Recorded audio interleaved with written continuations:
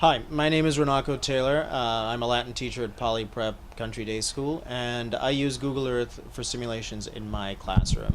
What I'd like to show you is a simulation that I created when I taught my students about the Bayeux Tapestry.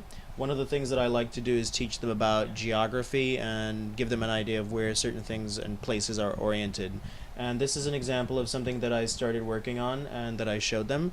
I generally like to start off with our current location, which is North America, the United States, and I sort of get them situated by taking them first to New York State and then to New York City and then to Brooklyn, give them an idea of where the school is in relation to not just the country but other things in the city.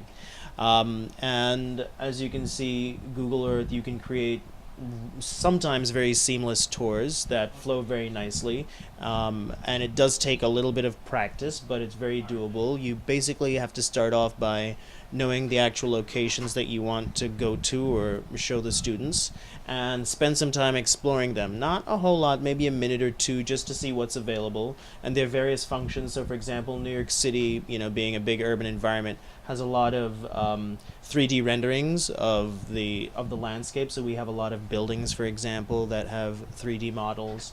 And many other cities and places do have 3D images of like mountains and canyons and so forth. So it can be used not just for history class, like or history purposes, as which is what I've used it for, but also for geography and science issues.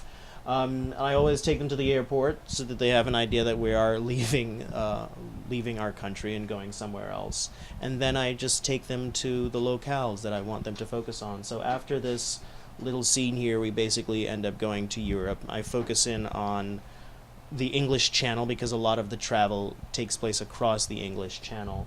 And then I take them to the various cities and towns that Harold, the king, traveled to in the Bayeux Tapestry. And one of the most important things for me is to impose upon the students the idea that many of these places existed hundreds of years ago, and in many instances they still do exist. And in fact, with Google Earth, which is not ancient but all modern satellite images, you can see that these places are incredibly populated still today.